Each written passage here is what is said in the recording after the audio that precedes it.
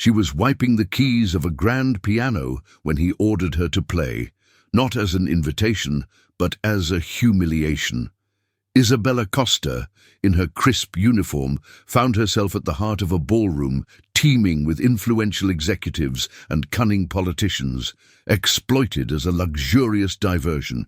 Yet the moment her fingers graced the initial notes, a profound hush fell over the room. What was intended as a public shame transformed into a profound redemption. And that evening, an overlooked housemaid showed the elite what it truly meant to listen with one's soul. The grand piano stood majestically at the room's core, an untouchable masterpiece. Isabella knelt beside it, meticulously polishing the marble floor, when the distinct sound of Mr. Victor Almeida's footsteps echoed as he descended the grand staircase. She could decipher her employer's mood simply by the rhythm of his shoes. And today, those steps carried a weight she had long learned to dread, a vanity bordering on outright cruelty. Victor paused before the piano, observing Isabella with that familiar gaze, the one that viewed her as a decorative object out of place. "You play the piano, don't you?" he inquired, without bothering to meet her eyes. She hesitated, then offered an almost imperceptible nod. "Excellent. We're hosting a dinner tomorrow. I want you to perform for our guests. Full uniform, classical music, something sophisticated." Before she could utter a protest, he added, "Consider it part of your duty." Isabella offered no reply. She simply lowered her gaze and resumed her task, as she always did when forced to swallow bitter pills in silence. In the hidden corners of that opulent mansion, she was merely part of the scenery. She knew every employee's schedule, the vintage of every wine in the cellar, and each guest's particular preference. Yet no one knew anything about her, and that was precisely how she preferred it. For Isabella, invisibility was a shield, a form of self-preservation. At 19, she had been one of the most promising students at the Rio de Janeiro Music Conservatory. She played with fervent passion, impeccable technique, and profound soul. Her professors often remarked that she was born for this, and she wholeheartedly believed them. But when a tragic bus accident claimed her parents, forcing her to abandon her studies and shoulder all responsibilities alone, her life fractured irrevocably. She sold the family piano to settle debts, then the house. And finally, she felt as though she sold a piece of herself each day, accepting any work she could find, until she ended up there, polishing windows and floors in a home she could never hope to enter as a guest. For 2 years, while serving the Almeida family, she avoided the piano as one would flee a haunting reflection. She never played a single note, never spoke of music, and never imagined anyone there knew of her past. But Victor knew. Perhaps he had investigated. Perhaps someone had told him. She couldn't be certain. All she knew was the cruel glint in his eyes that day. It was as if he was about to reopen an old wound, just to confirm it still bled. That evening, Isabella ascended the stairs, her steps heavy, her chest a maelstrom of turmoil. In the small, unassuming back room where she slept, she sat on the edge of her bed, gazing at the uniform folded neatly on the chair. She envisioned herself wearing it, playing before a crowded room, the sweat trickling down her back, the sneering glances, the stifled laughter from the corners of their mouths. And then, like a chilling bolt of lightning, a phrase pierced her mind, "Consider it part of your duties." It was then that everything began to unravel. Her dream had blossomed in her grandfather's lap, in a forgotten village nestled amidst the mountains of Minas Gerais. He played the accordion at church festivities, but always insisted Isabella was destined for something grander. By age 5, she could already reproduce by ear the melodies she heard on the old kitchen radio. At 8, she received her first second-hand keyboard. At 12, a scholarship to study classical piano at the conservatory. There, she discovered an entirely new universe. She befriended musicians from across the country, received lessons from international masters, and performed on stages she never dreamed she'd grace. The piano wasn't merely an instrument, it was how she articulated to the world what words could not convey. She dreamed ambitiously. International concerts, her own compositions, perhaps even a teaching position at a university someday. Her name, Isabella Costa, emblazoned on prestigious festival programs. She was prepared to fight for it. But life offered no negotiations. One morning, the telephone rang during a class break. The call shattered everything. An out-of-control truck, a rain-slicked road, 2 bodies in the hospital. Both parents gone in an instant. No survivors. She tried to persevere. For a time, she continued her studies, feigned strength, swore she would find a way, but the money ran out. And so did her resolve. She returned home, sold the furniture, then the piano, and retreated into a silence from which she couldn't escape. After months of searching for employment, she accepted a cleaning assistant position with a subcontracted company. It wasn't what she wanted, but she needed to eat. And when she was assigned to work at the Almeida mansion, she did what she had always done since. She quieted herself, obeyed, and vanished within the black and white of her uniform. Until that day. Now, the past she had meticulously buried resurfaced as a demand. Victor wanted her to play, not out of admiration, but as a circus act, an unusual trick to amuse his guests. She knew she would be exposed, knew they would mock her, that they would see her as an eccentricity, not an artist. And worst of all, she might be so rusty she couldn't even play anymore. Even so, she still believed she could manage, that she could practice in secret, recall the sheet music, regain control. After all, she had overcome so much already. Perhaps it was still possible to maintain her dignity, and she still thought she could fix everything. The following night, the mansion buzzed with hushed voices, expensive perfumes, and contained laughter. The charity gala hosted by Victor gathered a select assembly of entrepreneurs, politicians, and socialites, all immaculate in their formal attire, gliding amongst floral arrangements and white-gloved waiters. Isabella kept her eyes downcast as she circulated with a tray of glasses. She knew how to move, unnoticed. She was an expert at disappearing. But that night, every passing second brought her closer to her deepest fear, the moment she would be thrust into the spotlight and into humiliation. Just before dessert, Victor rose, lifted a champagne flute, and tapped the rim lightly with his gold ring. The sound cut through the ballroom. "Ladies and gentlemen," he announced, with a smile that blended charm and arrogance, "I have a special surprise. One of my employees possesses a hidden talent, and this evening she will share it with us." Isabella felt the blood drain from her face. Her feet were rooted to the marble floor. "Isabella, come here," he commanded, gesturing toward the piano at the center of the room. Conversations ceased. All eyes turned to her. Slowly, her hands clammy, she walked to the piano. She heard muffled giggles, cynical remarks. "A piano-playing maid? How quaint, Victor," whispered a woman with an ostentatious necklace. "I hope she plays better than she serves wine," a man murmured, eliciting discreet chuckles. Isabella sat on the bench. Her hands trembled so violently she could barely open the keyboard cover. She felt her heart pounding in her throat. She hadn't played for an audience in years, hadn't played for anyone in truth. And now, before nearly 200 people dressed as a maid, she was forced to perform as if she were merely a parlor trick. Victor stood beside the piano, a satisfied smile on his face. Her humiliation was part of the show. "Any problems, dear?" a guest inquired with feigned delicacy. More laughter, more whispers, more judgment. Isabella closed her eyes. She took a deep breath, tried not to listen, tried to remember. An image surfaced. Her father, leaning against the doorframe, smiling as she practiced, saying, "Play from the heart, Isa. It's not about impressing anyone, it's about showing who you are." She inhaled again. When she opened her eyes, something had shifted. Her hands had ceased trembling. And then she played. The first notes emerged, fragile, yet vibrant. Chopin. A nocturne that seemed to drift through the air like mist. and the ballroom, until then noisy, fragmented, plunged into absolute silence. Conversation ceased. Glasses paused mid-air. The giggles evaporated. It was as if time itself had stopped to listen to her.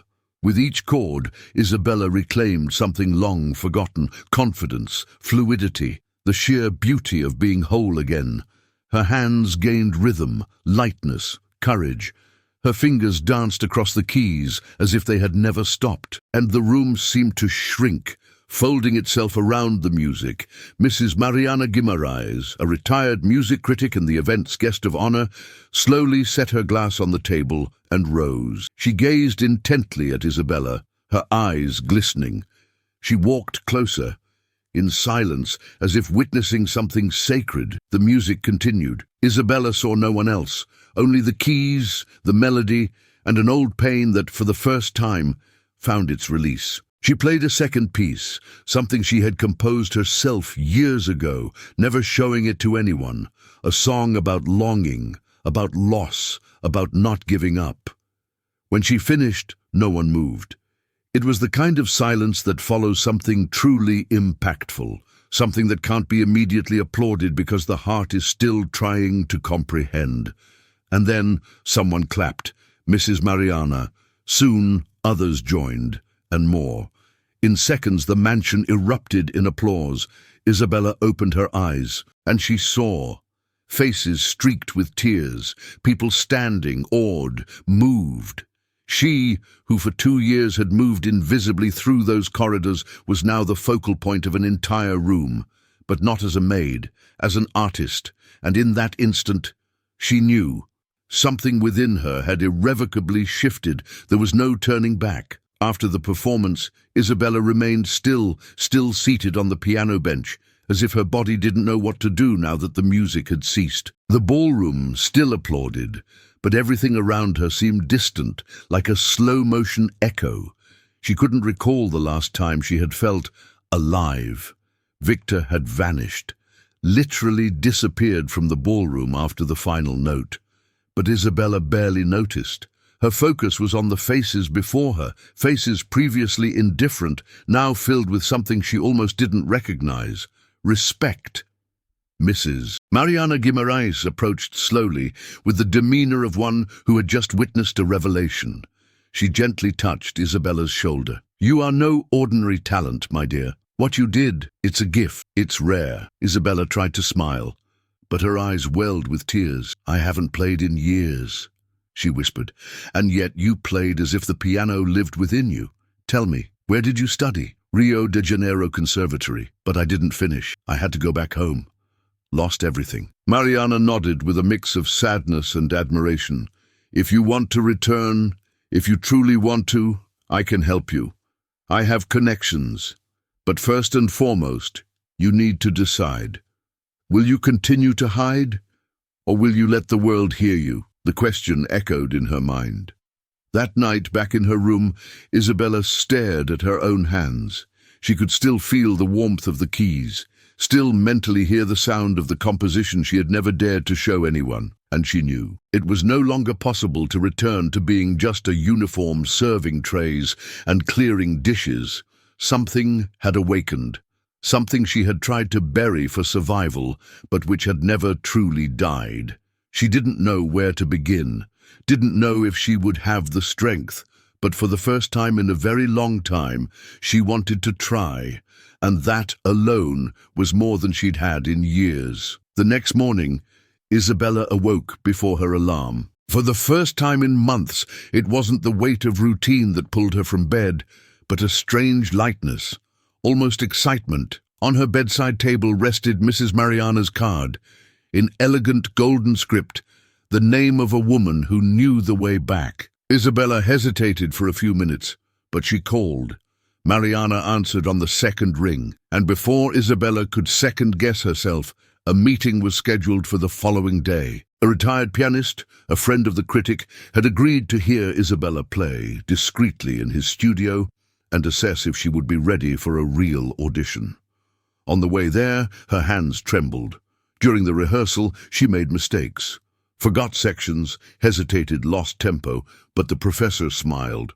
"You haven't lost the music. You're just trying to remember how to trust it again." Isabella smiled back, unsure whether to cry from shame or relief. With Mariana's help, she began rehearsing 3 times a week.